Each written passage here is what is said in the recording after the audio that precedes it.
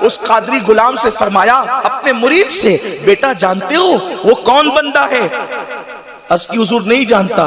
فرمایا بیٹا وہ کوئی معمولی آدمی نہیں ہے، وہ ابدال ہے، ابدال۔ ابدال سمجھتے ہیں کسے کہتے ہیں؟ ولی ہزاروں ہوں گے، لاکھوں ہوں گے ہر دور میں، لیکن ابدال ہر دور میں صرف 40 ہوتے ہیں۔ یعنی کتنی محدود نشستیں ہوتی ہے ابدال کی۔ ہزاروں لاکھوں اولیاء ہوں گے لیکن ابدال صرف 40 ہوتے ہیں۔ اور یہ ابدال کون ہوتے ہیں؟ اللہ کے رسول علیہ السلام نے فرمایا ابدال وہ ہیں جن کی برکت سے بارش برستی ہے، ابدال وہ ہیں جن کی برکت سے اناج اگتا ہے، ابدال وہ ہیں جن کی برکت سے جنگوں میں فتح ملتی ہے، ابدال وہ ہیں جن کی برکت سے مصیبتیں ٹلتی ہیں، ابدال وہ ہیں جن کی برکتوں سے رحمتوں کا نزول ہوتا ہے۔ یہ ابدال ہیں اور وہ صرف 40 ہوتے ہیں۔ تو غوث پاک فرماتے بیٹا وہ ابدال ہے، ابدال۔ اور کہاں ہے ابدال؟ غوث پاک کی چوکھٹ پہ پڑا ہوا ہے۔ کہا وہ معافی اس لیے مانگتا ہے کہ اس سے قصور ہو گیا ہے۔ کہا حضور قصور کیا ہو گیا ہے؟ فرمایا کہ وہ اور اس کے اور 2 ساتھی، یہ 3 مل کر بغداد معلیٰ کی فضاؤں میں اڑ رہے تھے۔ یہ تینوں اڑ رہے تھے۔ جب میرا گھر آیا، میری خانقاہ آئی، تو ایک ابدال دائیں ہو گیا کہ غوث پاک کی خانقاہ اس کے اوپر سے نہیں جانا، دوسرا بائیں ہو گیا کہ غوث پاک کی خانقاہ اس کے اوپر سے نہیں جانا۔ ان کے دل میں خیال آیا عبد القادر بھی ولی ہے، میں بھی تو ولی، وہ بھی ولی، میں بھی ولی، اس کی خانقاہ کے اوپر سے اڑ کے جانے میں حرج کیا ہے؟ تو وہ میری خانقاہ کے اوپر سے جانے لگا تو اللہ نے اس کو اٹھا کر کے یہاں پھینکا اور وہ یہاں پر آ گیا، اس لیے کہ میری خانقاہ کے اوپر سے جا رہا تھا، اس لیے اس کا یہ انجام ہو گیا۔ لیکن تم نے سفارش کی، جاؤ میں نے اس کو معاف کر دیا۔ ادھر غوث پاک نے معاف کیا، ادھر وہ ہواؤں میں پرواز کرنے لگا۔ کیا بات ہے؟ اگر غوث پاک کی خانقاہ کے اوپر سے ابدال جانے کی کوشش کرے تو زمین کے اوپر انہیں ڈال دیا جاتا ہے۔ یہ غوث پاک کا مقام ہے۔ اللہ اکبر۔ اور بات ان کی آئی ہے تو عرض کروں تو ان کے یہاں بڑے بڑے لوگ آتے تھے، صبح شام بڑے بڑے لوگ، اولیاء کا مجمع، بلکہ ان کے خطاب میں تو ان کی محفل کی شان بڑھانے کے لیے خود مصطفیٰ جان رحمت بھی تشریف لاتے ہیں۔ کیا بات ہے؟ سبحان اللہ، سبحان اللہ۔ خضر علیہ السلام بھی آتے ہیں، مولا علی بھی آتے ہیں، حضرت موسیٰ علیہ السلام بھی آتے ہیں محفل کو 4 چاند لگانے کے لیے۔ بلکہ ایک مرتبہ غوث پاک فرماتے ہیں اپنے ساتھیوں سے کہ آج ہماری محفل میں مصطفیٰ جان رحمت تشریف لائے تھے اور موسیٰ علیہ السلام کو ساتھ لے کر آئے تھے، اور آقا نے مجھے دیکھ کر فرمایا کہ موسیٰ دیکھو یہ میرا بیٹا عبد القادر ہے، کیا اس جیسا ولی آپ کی امت میں کوئی ہے؟ تو موسیٰ علیہ السلام نے عرض کی نہیں یا رسول اللہ، میری امت میں ایسا ولی موجود نہیں ہے۔ یہ ہے غوث پاک کی شان۔ تو آپ کی بارگاہ میں بہت لوگ آتے تھے، آپ کی چوکھٹ پر ایک شخص بیٹھتے تھے، بڑی سادی طبیعت کی آدمی، آپ کی چوکھٹ پہ ایک شخص بیٹھتے تھے۔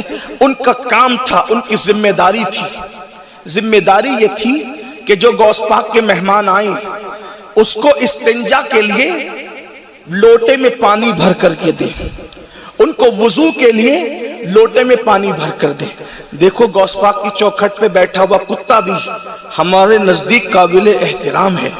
میں کوئی بے ادبی کے لیے نہیں کہہ رہا ہوں، لیکن ایک بات آپ کو بتاؤں، یہ چھوٹے موٹے کام ہم انہی کو دیتے ہیں عام طور پہ جو آدمی کسی قابل نہیں ہوتا۔ صحیح ہے؟ ایسے ہی ہوتا ہے نا، چھوٹے موٹے کام چھوٹی موٹی طبیعت کے لوگوں کو دیا جاتا ہے، لیکن ان کی بات نہیں کر رہا ہوں، صرف سمجھانے کے لیے کہہ رہا ہوں۔ جس کو لوٹے میں پانی بھرنے کے لیے دیا گیا ہو، آخر بظاہر ان کا علمی معیار کیا رہا ہوگا، ان کا تقوی کیا رہا ہوگا، ان کی پرہیزگاری کیا رہی ہوگی، جو بھی رہا ہوگا۔ تو غوث پاک کی چوکھٹ پہ بیٹھے، اور کتنے سال تک بیٹھے؟ کم و بیش 40 سال تک۔ بعض لوگوں نے 20 سال بھی کہا، 20 سال یا 40 سال تک غوث پاک کی چوکھٹ پر وہ بیٹھے۔ بس کام ایک تھا، لوٹے میں پانی بھر کر دینا، استنجا کے لیے، وضو کے لیے مہمانوں کو پانی بھر کے دینا۔ ایک دن ان کے دل میں ایک وسوسہ آیا کہ میں 40 سال سے بیٹھا ہوں یہاں غوث پاک کی چوکھٹ پہ، غوث پاک نے مجھے دیا کیا؟ غوث پاک نے مجھے دیا کیا؟ کبھی کبھی شیطان وسوسے پیدا کرتا ہے، مجھے دیا کیا؟ یہ خیال آنا تھا۔ اس دن غوث پاک کے یہاں 2 ابدال آئے تھے، سرکار سے ملنے کے لیے، فیض لینے کے لیے، خیرات لینے کے لیے آئے تھے۔ ان دونوں کو دیکھ کر اس بزرگ نے، اس لوٹے والے بابا نے ان سے کہا کہ میں برسوں سے بیٹھا ہوں مرشد کی چوکھٹ پہ، میں چاہتا ہوں کہ آپ کے ساتھ چلوں، آپ لوگوں کے ساتھ چلوں۔ کس مرشد کی چوکھٹ پہ بیٹھا اس کی کوئی وضاحت نہیں کی، بس یوں ہی کہہ دیا اپنے مرشد کی چوکھٹ پہ میں برسوں سے بیٹھا ہوں لیکن آج آپ کے ساتھ چلنا چاہتا ہوں۔ دونوں ابدال نے کوئی توجہ نہیں کی لیکن انہوں نے کہا جا ٹھیک ہے چلیں۔ اب وہ دونوں لے کر کے چلے، چلتے چلتے چونکہ انہوں نے وضاحت نہیں کی تھی کہ کہاں سے آ رہے ہیں، مرشد کون ہے، کچھ نہیں، انہوں نے پوچھا بھی نہیں۔ یہ سب قریدنا تو ہم لوگوں کو آتا ہے نا، وہ لوگ ابدال تھے دونوں، انہوں نے سوچا کہ چلتے ہو تو چلو۔ کچھ دور چلے ان کے ساتھ پیدل، تو انہوں نے ان سے کہا کہ حضرت ہمیں بھوک لگی۔ ان دونوں بزرگوں سے کہا ہمیں بھوک لگی، کیونکہ غوث پاک میں یہاں تو 24 گھنٹہ لنگر جاری رہتا تھا، کھانے پینے کے بڑے مزے تھے وہاں، لیکن یہاں تو سفر میں آئے پہلی بار برسوں بعد، اب مجھے بھوک لگی۔ انہوں نے کہا دیکھو ہم ابدال لوگ ہیں، ہم ایسے بار بار کھانے والے لوگ نہیں ہیں، ہم لوگ 24 گھنٹے میں ایک بار کھاتے ہیں، اگر آپ کو ہمارے ساتھ چلنا ہو تو چلو، ورنہ گھر واپس لوٹ کر کے جاؤ، اپنی منزل اپنی جگہ پر جاؤ۔ انہوں نے کہا اب نکل گئے ہیں تو چلو۔ اسی کو کہتے ہیں کہ جب مسلی میں سر ڈال دیا تو اب جو ہے وہ ہاں اس کی مار سے، اس کی چوٹ سے اب خوف کیا ہے، تو اس وجہ سے چلے تو اب چلے، نکل گئے۔ 24 گھنٹے پورے بیتے، بھوکے رہ رہ کر حالت خراب ہو گئی، عجیب حالت ہو گئی۔